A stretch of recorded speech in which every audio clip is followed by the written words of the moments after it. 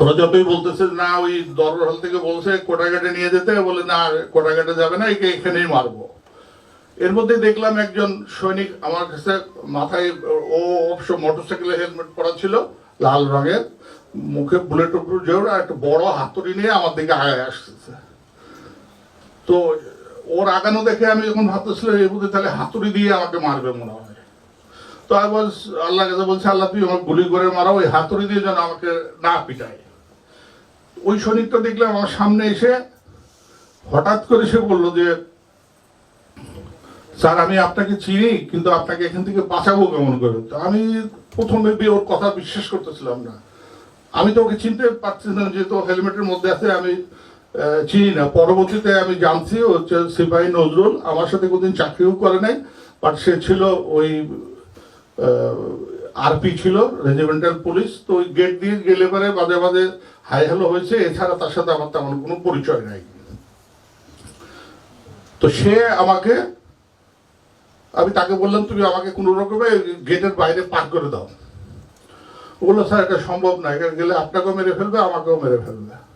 পরে সে আমাকে ওই ধাক্কা মেরে নিচে ফেলাই দিয়ে ও ওদেরকে বলে যা তোরা যা, আমি একে ব্যবস্থা করতেছি বলে আমাকে টেনে ওই পাশে যে বিল্ডিং ছিল ওই বিল্ডিং এর মধ্যে ঢুকালো। ওইটাই ছিল রাইফেল ব্যাটালিয়নের হলো সিওর অফিস। ওর ভিতরে ঢুকায় বললো চলেন আপনাকে স্যার উপরে নিয়ে যায়। তো উপরে যখন ওখানে কিন্তু ডিএডি তৈরিদের অফিস ছিল নিচতলায়, ডান দিকে যখন যাই তখন দেখতেছিলাম যে তার আগেই বোধহয় ডেড বডি সবখান থেকে নামিয়েছে, সব ব্লাড গুলো তখন শুকায় নাই, কাঁচা ব্লাড। ওই যে লাশ টানলে আপনার ব্লাড গুলো সিঁড়িতে দাগ থাকে না, ওই ব্লাড গুলো তখনও কাঁচা আছে। তো আমি আর উপরে ওঠার সাহস করতেছি না, কারণ আমার কাছে তখন মনে হলো বোধহয় উপরে নিয়ে যেয়ে মারবে মনে হয়। এর আগে ডেড বডি গুলো বের করে ফেলছে, এখন বোধহয় আমাকে মারবে। তো আমি আর সিঁড়িতে পা দিচ্ছি না। তো ও আমাকে বললো যে স্যার উঠছেন না কেন, উঠে আসেন।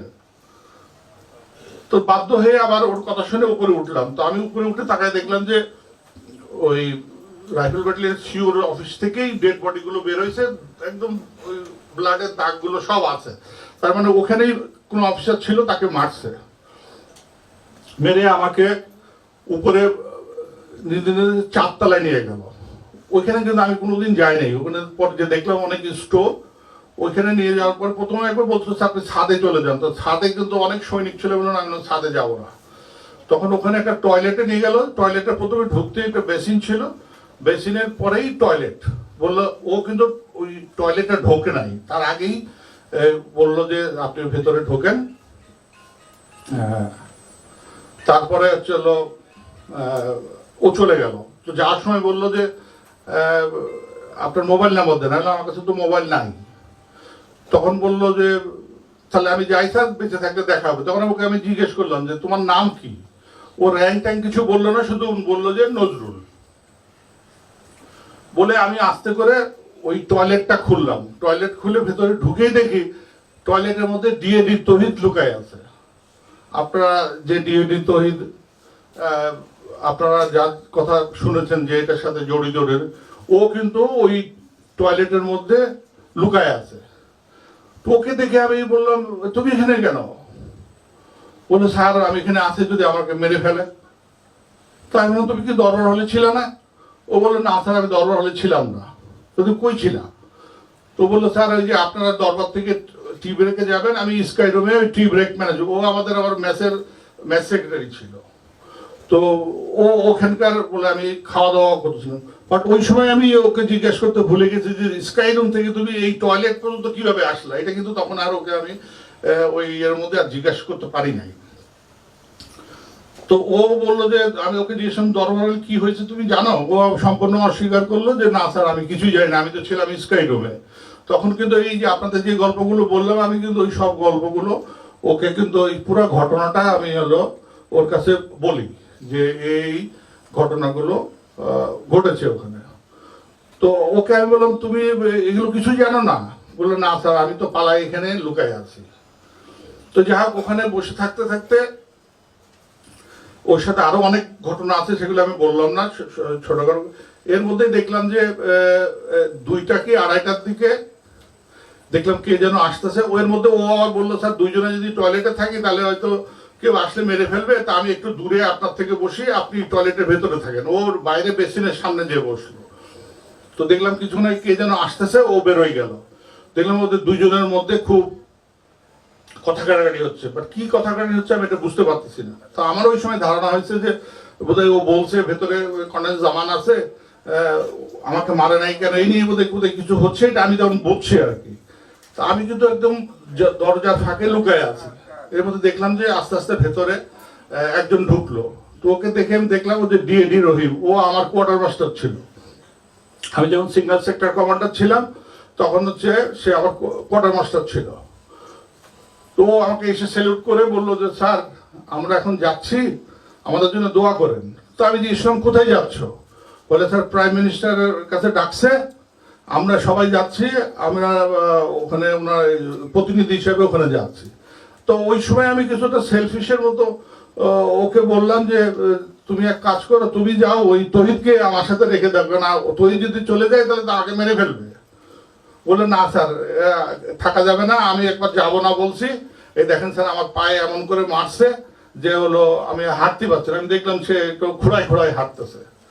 এই যে ডিএডি তহিদি আর ওই ডিএডি রহিম চলে যাওয়ার সময় সে আমাকে বললো স্যার দোয়া পড়েন, ইন্নাল্লাহ মা সাবিরিন আর ইন্না লিল্লাহি ওয়া ইন্না ইলাইহি রাজিউন, এটা পড়তে থাকেন স্যার, বেঁচে থাকলে আবার দেখা হবে। এই বলে কিন্তু তহিদ আর হলো ডিএডি রহিম ওই ঘর থেকে চলে গেল। এই যে গেল, আমি ছাড় পাওয়া পর্যন্ত কিন্তু আর ওরা আমার এখানে আসে নাই, বা আমাকে বাঁচানোর জন্য ওরা কেউ আসে নাই, বা কাউকে আমাকে ধরে নেওয়ার জন্য এখানে কাউকে পাঠায় নাই।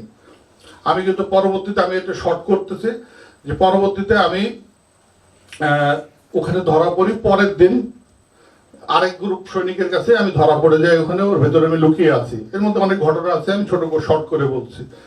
এর মধ্যে তারা আমাকে প্রথমে মেরে ফেলবে বলে গুলি করা শুরু করলো, কিন্তু পিছন থেকে আরেকজন সৈনিক এসে বললো যে ডোন্ট শুট হিম, ইংলিশেই বলছে। ওই লোকটাকে আমি এখনো দেখি নাই, বাট দেখলে আমি এখনো চিনবো, কালো করে গোলাকার মুখ। বাট আমি অনেক খুঁজছি বিডিআরে, তাকে কিন্তু আমি পাই নাই। বাট ইংলিশে কথা বলতেছিল, ডোন্ট শুট হিম। যে আমাকে বললো যে স্যার ফলো মাই ইনস্ট্রাকশন। দিয়ে আমি কি করতে হবে বললো যে আপনি দৌড়ে দাঁড়ে দাঁড়ে করেন।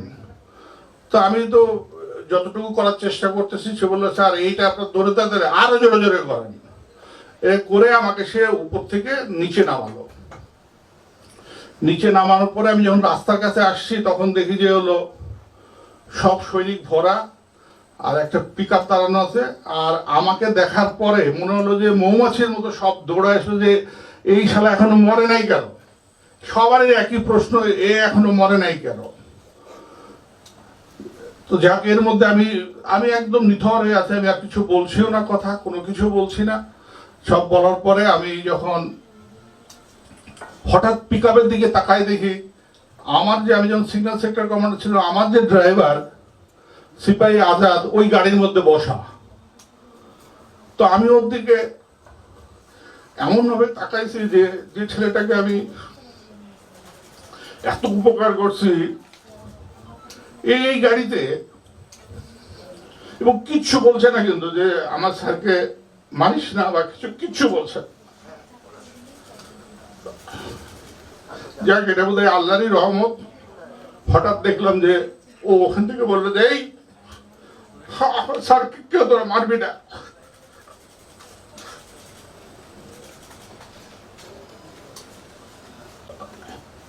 কিন্তু সে গাড়ি থেকে নামলো না, গাড়ি থেকেই বলতেছিল। এর মধ্যে আমাকে বললো যে এই নিয়ে চল, কটা গাড়ি নিয়ে চল।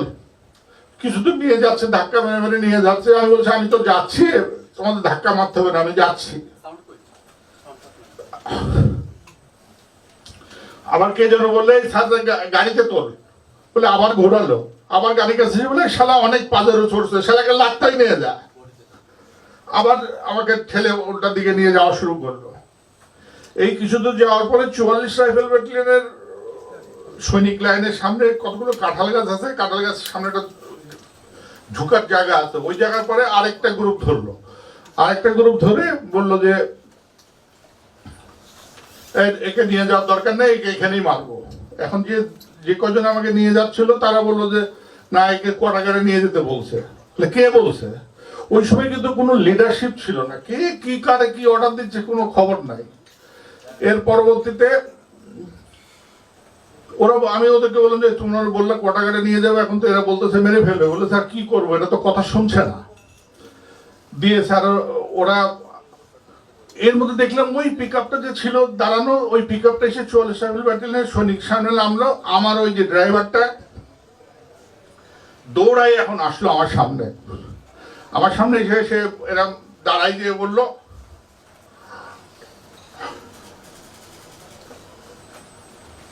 যে স্যারকে কেউ মারবি না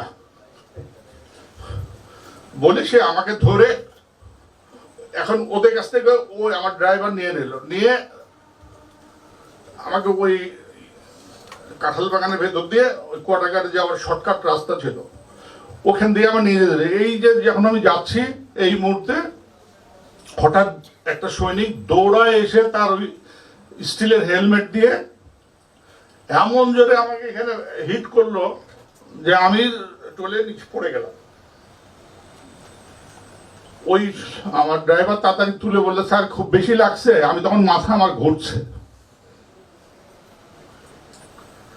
আমাকে বললো স্যার যেতে পারবেন আপ টু কোয়ার্টার। তা আমি বললাম যে আমাকে একটু ধরো, আমি তাহলে যেতে পারবো। ও ধরলো, আমি ওর সাথে দৌড়ে কোয়ার্টারে গেলাম। কোয়ার্টারে যাওয়ার পরে আমাকে আমার কাছে যা যা ছিল, ওই মোবাইল নেওয়ার পরে মানি ব্যাগ আর যা যা ছিল সব ওখানে নিয়ে আমাকে প্রথমে একদম কর্নারে কোয়ার্টারে ঢুকালো। ওই কোয়ার্টারে যে ঢুকে দেখলাম আমার অনেক পরিচিত ভাবি টাবি, ওই এলাই ভাবি ছিল, আরো অনেকেই ওই কোয়ার্টারের মধ্যে ভর্তি সবাই ছিল। তো আমাকে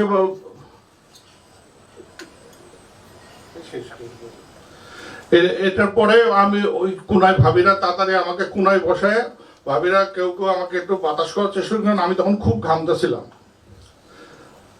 কিছুর পরে আমাকে ওখান থেকে আবার বের করে আরেকটা জায়গায় নিয়ে যায়। ওখানে নিয়ে যাওয়ার পরে ওখানে আমার অনেক আঙ্কেল ছিল। আমি যে আঙ্কেলরা জিজ্ঞেস করতেছিল যে আমার আব্বা কি হয়েছে, আমি কিন্তু বলতে পারি নাই তাদেরকে যে তোমার আব্বারে আমি ডেড বডি দেখেছি। আমি কিছুই বলি নাই। অনেকে আমার উপর রাগ করবে সে আঙ্কেলরা, যে আঙ্কেল জানে কিন্তু আঙ্কেল বলে নাই। আমি কি করে বলবো বল যে ওর আব্বারে আমি ডেড বডি দেখেছি? আমি বলি নাই ওই সময় কোটাগারের মধ্যে। যাই হোক এইভাবে করে শেষের মধ্যে আরো অনেক ঘটনা আছে। করার পরে শেষে বিকালে 4টা সাড়ে 4টার দিকে ওই এর মধ্যে আমি এলাই ভাবে সহ আরো অনেককে যারা ভাবছিল বলছেন আমার পরিবার কোথায়, আমার পরিবারকে কিন্তু আমি ওখানে খুঁজে পাই নাই।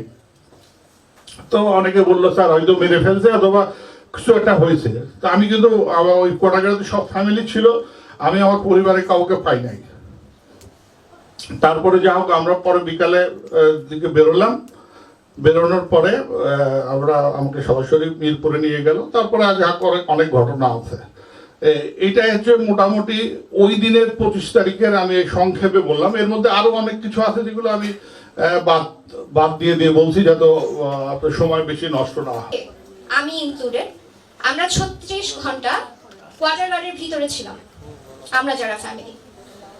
আমি যদি ভুল না জেনে থাকি সেদিন 36 ঘন্টার আগেই, মানে আমরা মুক্তি পাওয়ার আগে 4টা পরিবারকে তৎকালীন সরকারের একজন এমপি সাহারা খাতুন, তিনি অক্ষত অবস্থায় 4টা পরিবার বের করে নিয়ে এসেছিলেন। আমরা জানি, কারণ আমরা সাহারা খাতুনের আমরা ওনার কণ্ঠ শুনেছি ভিতর থেকে, আমরা যখন কোয়ার্টার গার্ডে বন্দি ছিলাম। হ্যাঁ, তো সেই সময় 4টা পরিবারের মধ্যে আপনাদের পরিবার একটা পরিবার ছিল। এখন এই যে সাহারা খাতুন 4টা পরিবার বের করে নিয়ে এসেছে, তারা কিন্তু জানতো যে ভিতরে এই কয়টা পরিবার আছে বা এরা জিম্মি আছে। অনেক প্রচুর মানুষ তখন জিম্মি ছিল, কোয়ার্টার গার্ডে অনেক পরিবার জিম্মি ছিল। তো এই যে 4টা পরিবারকে সাহারা খাতুন যে বের করে নিয়ে আসলো, এই 4 জনের সিলেকশন ক্রাইটেরিয়াটা কি ছিল যে মানে এতগুলো পরিবারের মধ্যে থেকে এই যে 4 জন নিয়ে আসলো? এবং আপনার কোর্সমেট যার কথা বলছেন, মশিউর আঙ্কেলের কথা বলছেন, হ্যাঁ অনেকের কথা বলছেন, ওনাদের পরিবারগুলো ভিতরে ছিল, আঙ্কেলরা মারা গিয়েছিল। আপনি যে পরিবার সহ বের হয়ে আসলেন, আপনি কি খোঁজ করেছিলেন যে আপনার কোর্সমেটের পরিবাররা কোথায় আছে, তারা মুক্তি পাবে কি না, বা তাদেরকে কেন সাহারা খাতুন সাথে করে নিয়ে বের হচ্ছে না? ধন্যবাদ। ধন্যবাদ তোমাকে। তোমাকে প্রথম প্রশ্ন উত্তর দিই। তুমি বললে যে ওরা কেন আপনাকে মারে নাই। তো প্রথমে বলি, ওরা যে মারে নাই কথাটা ভুল হবে। ওরা কিন্তু আমাকে গুলি করেছে, কিন্তু গুলি আমার গায়ে লাগে নাই। ওই দরজাটা তোমরা যদি দেখতে চাও, আমার বাসায় কিন্তু আছে। ওই দরজা 7 রাউন্ড গুলি করেছিল, ওটা আমার বাসায় আছে। আচ্ছা, যে দরজায় গুলি করেছিল আপনাকে? হ্যাঁ। আচ্ছা, ওটা কিন্তু আমার বাসায় আছে। আর দ্বিতীয় কথা হচ্ছে যে আমি যে সাবেক সচিব আনিসুজ্জামানের যে তদন্ত কমিটি হয়েছিল, ওই তদন্ত কমিটির একজন সদস্য, জয়েন্ট সেক্রেটারি গোলাম হোসেন সম্ভবত, উনি আমাকে প্রশ্ন করেছিলেন ওইখানে যে আপনি কেন মরলেন না। উনি কিন্তু সরাসরি আমাকে প্রশ্ন করেছিলেন, একদম ভার্বেটিম প্রশ্ন করেছে, আপনি কেন মরলেন না। আমি তাকে প্রশ্নের উত্তর দিয়েছিলাম যে এই প্রশ্নের উত্তরটা তো আমি দিতে পারবো না, তাহলে তো স্বয়ং আল্লাহ তাআলাকে জিজ্ঞেস করতে হবে যে কেন আমি মরলাম না। আমি কেমন করে বলবো যে আমি কেন মরলাম? আমার প্রশ্ন সেটা ছিল না, আপনি কেন মরেন নাই। বলতেছি, এখন তুমি প্রশ্ন করেছো যে বিডিআর এর সৈনিকের মধ্যে এত সৈনিক থাকতে আপনাকে কেন বাঁচালো। আমি তো তোমাকে এখনো বলছি যে ওরা কেন বুকে আমার অস্ত্র রেখে গুলি করলো না, এটা আমি এখন পর্যন্ত জানি না। আমি কিন্তু আমার বক্তব্য বলেছি, কিন্তু সে এর আগে ফায়ার করেছে, কিন্তু ফায়ার আমার গায়ে লাগেনি, কিন্তু পরবর্তীতে যখন সে আমার বুকে অস্ত্র ধরেছে কিন্তু ট্রিগার টেপে নাই। এখন কেন ট্রিগার টেপে নাই, সে গিয়ে আমার চেহারা দেখে ভয় পাইছে নাকি অনুশোচনা হয়েছে নাকি কি আমি তো বলতে পারবো না। কিন্তু অন্য কাউকে দেখে অনুশোচনাটা হয় নাই বা ভয় তারা পায়? এটা এখন তোমাকে একটু ক্লিয়ার করি। অফিসারদের যারা প্রথম পর্যায়ে যারা মারা গেছে, যেটা আমি টয়লেটে বসে দেখছি, এটা কিন্তু কেউ এম ফায়ারে মারা যায় নাই। এটা কিন্তু সবাই এই জিনিসটা কিন্তু আপনারা ক্লিয়ার হবেন। None officers were died in the M fire, যে আমি এখন মিস্টার এক্স কেই মারছি। মাই ফাদার ডিড বলি, দুই একজন যারা লুকায় ছিল বিভিন্ন জায়গায়, তাদেরকে যেটা মেরেছে। উনি লুকিয়ে ছিলেন না, উনি রাস্তার উপরে ছিলেন। আচ্ছা, যাও সেটা। কিন্তু আমি বিডিআর দরবার হলে আমার যতদূর মনে হয়, এটা যখন আমরা যখন ব্রাশ ফায়ার করেছে, ওই ব্রাশ ফায়ারে অনেকেই হয়তো, আমি তো দেখিনি ওই সময়, তো আমি ওই জায়গায় ছিলাম না, আমি বলতে পারবো না, ছিলাম না। এখন আমি যে 2-3 জায়গায় ওরা মারতে যে মারে নাই, কেন মারে নাই, আমার কাছে এই প্রশ্নের উত্তর নাই। মা, জি আঙ্কেল, তাহলে দ্বিতীয় প্রশ্নের উত্তরটা একটু প্লিজ। আর দ্বিতীয় প্রশ্নের উত্তরটা তোমরা যদি কেউ জানতে চাও, তাহলে আমি বলবো আমার উল্টা দিকে ছিল 3rd BML লং কোর্সের কর্নেল আকবর ফ্যামিলি। কর্নেল আকবর ভাবিকে জিজ্ঞেস করো যে আমার ফ্যামিলিটা কিভাবে রেস্কিউ হয়েছে। আমার ছেলেমেয়েরা কিন্তু ওই দরজা যখন ধাক্কাচ্ছে, দরজা কিন্তু খোলে নাই। আমার শোনা কথা পড়া, আমি তো জানি না, সারা খাতুন করে বলছে উনি যখন বেরোচ্ছে না, তাহলে ওনাকে নেওয়ার দরকার নাই, আমরা যে কয়টা ফ্যামিলিকে উপর থেকে নিয়েছি আপনারা বেরোয় চলেন, ওনাকে নেওয়ার দরকার নাই। কিন্তু আকবর ভাবির কাছে আমি গ্রেটফুল। আকবর ভাবি বলছে এই ভাবি না গেলে আমি যাব না। আকবর ভাবি আর আমরা কিন্তু ডোর টু ডোর নেইবার ছিলাম। আকবর উপর থেকে কিন্তু কায়সার ভাবিরা নেমে আসছে, অনেকে নেমে আসছে, কিন্তু আমাদের দরজাটা যেহেতু আমার মেয়ে ছিল, আমার ওয়াইফ ছিল, ওরা কিন্তু খোলে নাই। পরবর্তীতে আকবর আঙ্কেলের ছেলে অয়ন মনে হয়, অয়ন হচ্ছে আমার ছেলেকে রিং করে মোবাইলে প্রথমে ধরা নেয়, পরবর্তীতে ধরে ও বলছে যে ভাইয়া তুমি দরজা খুলো, আমাদেরকে নিয়ে যাবে। তারপরে কিন্তু দরজা খুলেছে, তোমাকে আমি বলতেছি যে দরজা খুলে আকবর ভাবি তখন ওনাদেরকে নিয়ে গেছে। কিন্তু সারা খাতুন কিন্তু আমাদের ফ্যামিলিকে ওনার গাড়িতে নিয়ে যায় নাই, আমার ছেলে পরবর্তীতে আমার যেটা ছিল গ্যারেজ ছিল অনেক দূরে, একটা আইসোলেটেড একটা গ্যারেজ ছিল, সেই গ্যারেজে পরবর্তীতে কিন্তু আমার ছেলে যে এখান থেকে গাড়ি নিয়ে ওরা ওই গাড়িতে বেরো আসে, সারা খাতুনের সাথে কিন্তু আমার পরিবারকে উনি নিয়ে আসেন নাই। জাস্ট তোমাকে এটা জানালাম। এবং এর থেকে Thank you. ডিটেলস তুমি যদি জানতে চাও তাহলে আমি বলবো, যেহেতু আমি ওখানে ছিলাম না, মিসেস আকবরকে জিজ্ঞেস করলে তুমি ডিটেলসটা জানতে পারো। ঠিক আছে uncle, thank you sir. Judicious করার জন্য বলা হচ্ছে, আমি আঙ্কেলরা যত দাবি দাওয়া করছে তার সাথে সব একমত। আমার একটা অ্যাডিশন হচ্ছে, যদি কোনো সময় তদন্ত কমিশন আবার হয়, আমি বলবো তদন্তটা হওয়া উচিত 3 ভাগে। আপনারা যারা সাংবাদিক আছেন প্লিজ একটু নোট করবেন। প্রথম ভাগ হচ্ছে এই পুরা ঘটনার পরিকল্পনা থেকে 25 তারিখ 26 তারিখ পর্যন্ত ঘটনাটা যে ঘটেছে এটার একটা সুষ্ঠু তদন্ত, এটার পিছনে কারা ছিল। বিডিআর হয়তো মেরেছে, কিন্তু এই ঘটনাটা কে ঘটল, এটা এক। 2 হচ্ছে, যখন আমাদের সাবেক প্রধানমন্ত্রী ডিএডি তৌহিদকে দায়িত্ব দিলেন, প্রতিনিধির হেড বানালেন, অ্যাক্টিং ডিজি বানালেন, যেটাই করুন, তখন থেকে শুরু করে আমাদের যে 27 তারিখ 28 তারিখ পর্যন্ত বিডিআর নেতৃত্বে যতজন ছিল ওই সময়ের একটা তদন্ত, ওইটা কিন্তু আলাদা বিষয়, কিন্তু যেটা ডিএডি তৌহিদের নেতৃত্বে হয়েছে।